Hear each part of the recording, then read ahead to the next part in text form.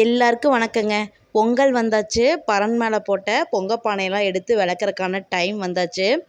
பொங்க பானை மட்டும் இல்லைங்க, பொங்கலுக்கு எல்லா பாத்திரம் நம்ம வாஷ் பண்ணுவோம். பித்தளை பாத்திரங்கள் எல்லாமே பார்த்திங்கன்னா 1 இயர் கழித்து எடுக்கும்போது பார்த்திங்கன்னா இந்த மாதிரி கலர் மாதிரி போயிருக்குது. இது எல்லாமே நல்லா தேய்ச்சி எடுக்கிறது அப்படிங்கிறது ஒரு பெரிய வேலைங்க. இதுக்கு இந்த வேலையை ஈஸி பண்ணுறக்கு ஒரு ஈஸியான மெத்தட், நான் யூஸ் பண்ணுற மெத்தட் வந்து உங்களுக்கோட நான் ஷேர் பண்ணிக்கிறேன். இந்த மாதிரி பாத்திரம்லாம் நம்ம புளி உப்பு வச்சு தேய்ச்சி கையெல்லாம் எரிய தேய்க்க வேண்டிய அவசியமே இல்லை. வீட்டில் இருக்கிற பொருளை வச்சே ஒரு பவுட்ரு வந்து ப்ரிப்பேர் பண்ணலாங்க. இந்த மாதிரி கருப்பாக போன பாத்திரம் எல்லாமே ரொம்ப அழுத்தம் கொடுக்காம ப்ரஷ் வச்சு லைட்டாக தேய்க்கும் போதே அந்த பாத்திரம் வந்து புதுசு மாதிரி பளபளன்னு ஆயிரும். அது எப்படி பண்ணுறதுன்னு பார்க்கலாங்க. அதுக்கு கோதுமை மாவு ஒரு 4 டேபிள் ஸ்பூன் எடுத்துக்கலாங்க. இந்த ட்ரையாக இருக்கிற பொடி எல்லாமே போட்டு மிக்ஸ் பண்ணி நம்ம எடுத்து வச்சிட்டோம் அப்படின்னா இது வந்து கொஞ்ச நாளைக்கு அப்படியே யூஸ் பண்ணிக்கலாம். தேவையானப்போ அளவாக கொஞ்சம் கொஞ்சமாக எடுத்து யூஸ் பண்ணிக்கலாங்க. இது கூட இது வந்து சபீனாங்க, பாத்திரம் கழுவுற பொடி.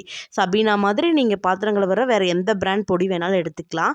இது வந்து 6 டேபிள் ஸ்பூன் வந்து எடுத்திருக்கேன். கோதுமை மாவு 4, சபீனா வந்து 6 டேபிள் ஸ்பூன் எடுத்துருக்கிறேன்.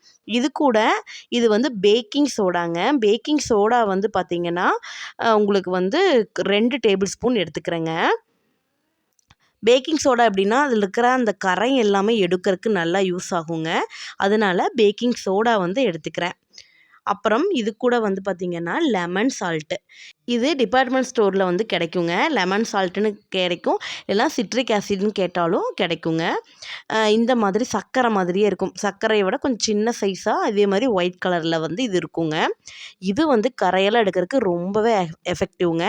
இதை வச்சு நிறைய க்ளீனிங் பண்ணலாம். இது வந்து 4 டேபிள் ஸ்பூன் எடுத்துக்கிறேன். எடுத்துட்டு இது எல்லாமே நல்லா கலக்கி விட்டுக்கிறேங்க. எல்லாம் ஒன்று போல் கலங்கி வர்ற மாதிரி கலக்கி விட்டுட்டு இந்த பொடியை நம்ம வந்து ஸ்டோர் பண்ணி வச்சுக்கலாங்க. ஸ்டோர் பண்ணி வச்சுட்டு தேவையானப்போ இதில் எவ்வளோ பாத்திரம் இருக்கோ அதுக்கு எவ்வளோ பொடி தேவையோ அந்தளவு எடுத்துக்கலாங்க. எடுத்துட்டு இது கூட நம்ம நார்மலாக பாத்திரம் கழுவுற யூஸ் பண்ணுற ஜெல்லை வந்து இது கூட கலந்துக்கலாங்க. வினிகர் இருக்குது அப்படின்னா நீங்கள் வினிகரும் கலந்துக்கலாம். எனக்கு வந்து வினிகர் பட்டால் வந்து கை வந்து அலர்ஜி ஆகும் அப்படிங்கிறதுனால நான் விம் ஜெல் வந்து எடுத்திருக்கேன். நீங்கள் ஏதோ ஒரு வினிகர் கொஞ்சம் விம் ஜெல் கொஞ்சம் நீங்கள் வந்து 2 மிக்ஸ் பண்ணி எடுத்துக்கலாம். இது பாருங்கள், சும்மா கையில் எடுத்து தேய்ச்சதுக்கே அது வந்து அதில் இருக்கிற கரையெல்லாம் நல்லா விடுது. இதை வந்து நான் உங்களுக்கு ப்ரஷ்ஷை வச்சு நல்லா வந்து தேய்ச்சி காமிக்கிறேன்.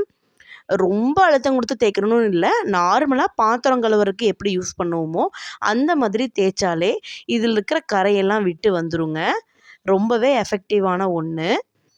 பாருங்கள், ஃபுல்லாக தேய்ச்சிட்டேன். இப்போ இதில் இருக்கிற கரை எல்லாமே வந்து பளிச்சுன்னு விட்டுருச்சு. இது நம்ம பெரிய பெரிய பித்தளை பாத்திரத்துக்கெல்லாம் இந்த மாதிரி கரை போகிறக்கு வந்து இந்த மாதிரி யூஸ் பண்ணலாங்க. இப்போ நான் மீதி இருக்கிற பொங்க பானை எல்லாமே இதை வச்சு ஃபுல்லாக வாஷ் பண்ணிவிட்டு உங்களுக்கு வந்து காட்டுறேன். ரொம்ப வந்து உப்பு புளி வச்சு வந்து ரொம்ப தேய்ச்சி ரொம்ப நேரம் கஷ்டப்பட்டு தேய்ச்சி அந்த கலரை கொண்டு வரணும்னு அவசியம் இல்லை. இந்த பொடி மட்டும் நீங்கள் ரெடி பண்ணி வச்சுக்கிட்டீங்க அப்படின்னா நார்மலாக சில்வர் பாத்திரமெல்லாம் எப்படி சும்மா நார்மலாக ப்ரஷ் வச்சு லைட்டாக தேய்ச்சி கழுவுமோ அந்த மாதிரி தேய்ச்சாலே போதுங்க. பித்தளை பாத்திரம் எல்லாமே பளிச்சுன்னு கழுவிடலாங்க. இது பித்தளைக்கு மட்டும் இல்லைங்க, வெண்கலத்துக்கும் வந்து பார்த்திங்கன்னா இது நல்லாவே எஃபெக்டிவாக இருக்கும். அதே மாதிரி செம்பு பாத்திரம் எல்லாமே வந்து இதில் வச்சு நம்ம வந்து கழுவலாங்க. இப்போ பாருங்கள், இது வந்து வெண்கல பாத்திரம் தான்.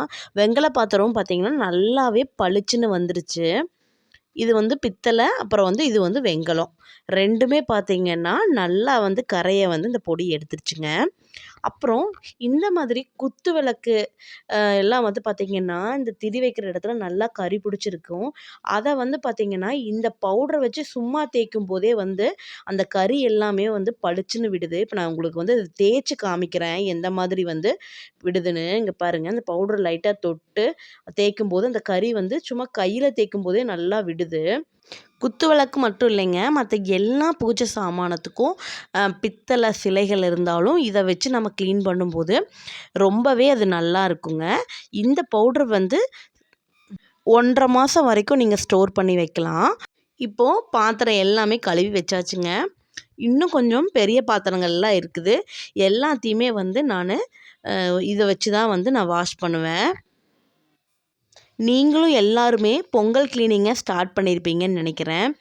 இந்த வருஷம் பொங்கல் வந்து உங்கள் எல்லாருக்குமே சிறப்பான பொங்கலாக இருக்க நம்ம பானுக்கி கிரியேஷன் ஃபேமிலி சார்பாக எல்லாத்துக்குமே வாழ்த்து சொல்கிறேங்க. இனிய தமிழர் திருநாளாம் தை திருநாள் நல்வாழ்த்துக்கள் எல்லாருக்குமே.